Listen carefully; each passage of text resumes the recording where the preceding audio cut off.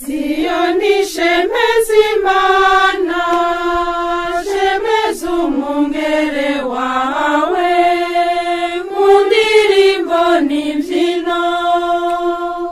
Niwubahuka umuhaye, niwe mwami rudasumbwa, agenza ingabo zose. Ishingiro ry'uko wamuhaya, niwo mukatubeshaho, niwo twashikirijwe. Kuriya meza merana, abatumwa b'umukama, niho bawugabana. Impundu nisamirane, inzamba nizasirane, tuzuragahimbare. Uyu muzi w'akaroruhore, twigina ya funguro ya mbere y'ubukiriro bwacu.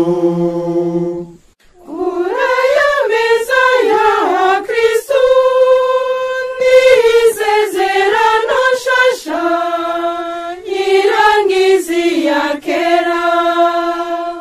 Ibya kera birahise, ibishasha birashitse, umucuko y'ijoro. Ibyo Kristu yaranguye, yategetse ngo bigirwe, babariwe bibuka. Ayo majambo merana, kumukate n'umuvinyu, niyaduhurukiza. Nituvyemere ba Kristu, umukate n'umuvinyu, vyahindutse Yesu Kristu. Nibiyobera abahinga, nibisiga amaso yacu, ariko tuvyemere. Muri ivyo bishusho bidasa, bihishije n'inganji, Kristu mwami wa bose. Umubiri wiwe n'ifungurwa, amaraso n'ikinyobwa, Kristo ari muri vyombi. Tumuga wese uko ari, n'amanyurwa n'agaburwa, ntawigera amuvuna. Umwamuro nk'uko ashaka, igihumbi ni kwa kundi, yamara ntibamumara. Abeza baramuronka, ababi nyene kwa kundi, yamara ntibanganya. Ababi bahakura urupfu, abeza nabo ubuzima, amaherezo ntasa.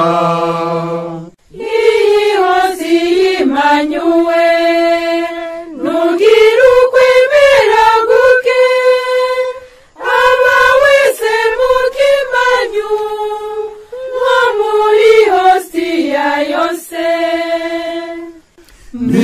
Ntibamumanyura namba, atari ibishusho gusa, nawe akaguma kwa kundi, ukwangana ukwasa. Uyu mukate w'ijuru, wabakiri ku rugendo, wabana b'Imana, suwo guterera intozo. Yezu mwungere mwiza, wewe mukatu